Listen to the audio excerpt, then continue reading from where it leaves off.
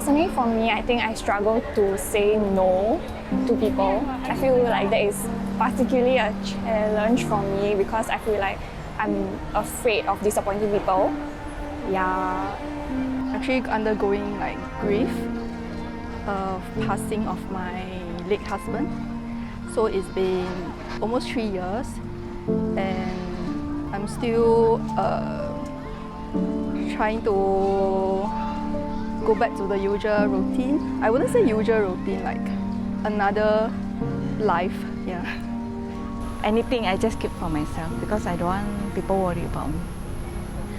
I get really anxious sometimes when I go out, so I tend to take my time when getting ready and stuff. And it's also something that's very hidden, I would say, because people don't really focus on whether your hands are shaking, whether your legs are like, you're trembling your legs and stuff like that. So I feel like that's something that a lot of people struggle with, not just me. And yeah, I just feel like it should be talked about more, I guess. Yeah.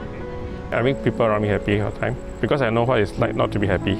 So no one knows that maybe inside I'm actually not as happy. Yeah. So I normally do not want other people to be affected by my moods. So I will hide all my unhappiness. I usually don't tell people that I have a little bit of depression. When I get home, I just don't want to talk to anybody and I want to be left alone. I think like prolonged postnatal depression, I guess. Because I've had 6 kids, I guess I don't really recover from it so soon and it just leads into just depression sometimes. And I always try every day to be upbeat. But it is something, I struggle with that people don't see, I guess. Yeah. I work here since 2015. Then I have a living partner in Philippines. I came here for our dreams, just to build a house and for the save money for the futures of our son. But suddenly, he played behind my back like that. I just didn't bother about it, so I just ignore it like that. I don't really know. I don't think anything in particular. Failure to be a father, in the sense that you don't know how your children will turn out even though you raise them. Me as a working mother, right, balancing both personal life and work life. I think that is one of the challenging or maybe the most toughest thing that I've been doing.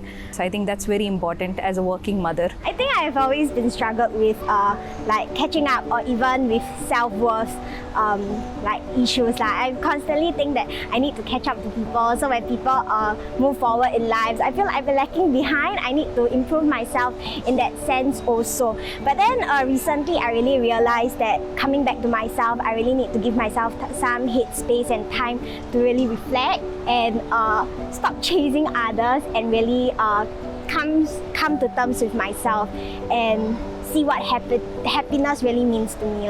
Chinese and bullying. Chinese, I always fail my test. Bullying, my friend always bullies me. When I tell the teacher, no one cares. For me, I guess studies. Yeah, because when you work really hard and then people start depending on you. Yeah, I feel like I have to keep on giving in to them. Yeah, but actually sometimes it gets tiring yeah, because you work hard for yourself, not just only to impress others. Yeah. Very close to my heart is the thing that I try to make them happy, try to please them, do what I can, to make their life better. But somehow I feel that they are not really appreciate what I do. Yeah.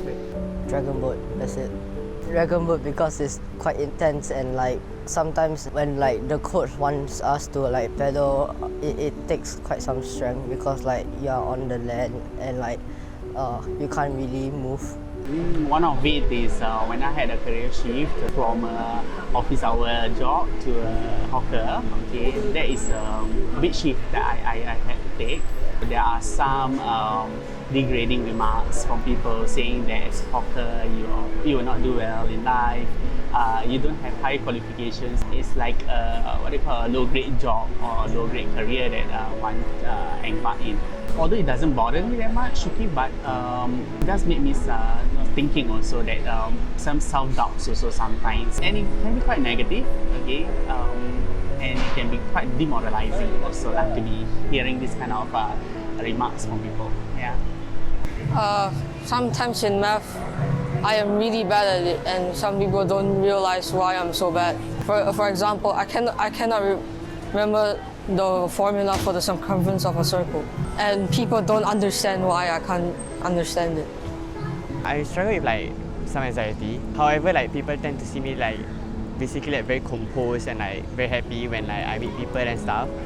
But like when I wanted to meet them like in the first place, right, I had to like struggle through like my way. I need to make sure that I don't have to show my like the ugly side of myself. I need to show that I'm okay and stuff. Yeah.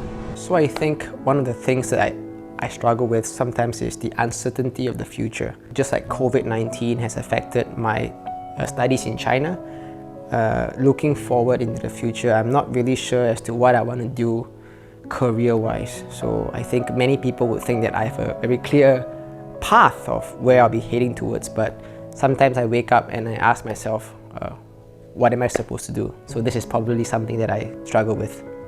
I think we all had our demons, but I had some when I was playing tennis, and in that time when I was traveling for tournaments alone and almost doing everything alone, it was quite, I felt like the loneliness got to me a little bit, and also it became like a spiral, like a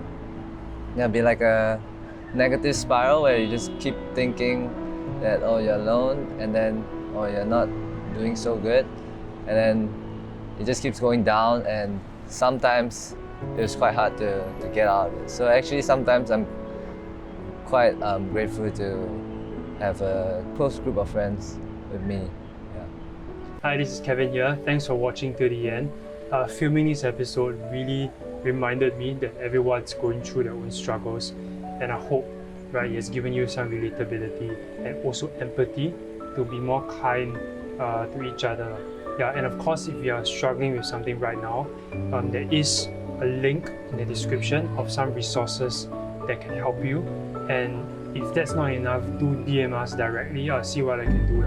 Okay, if I can't help you directly, I will connect you to people that might. And of course, if you enjoyed this episode and you want to see more, do subscribe, share, support us. It really helps us to bring you more in future. Okay, love you all, stay resilient, and we'll see you in the next episode. Bye.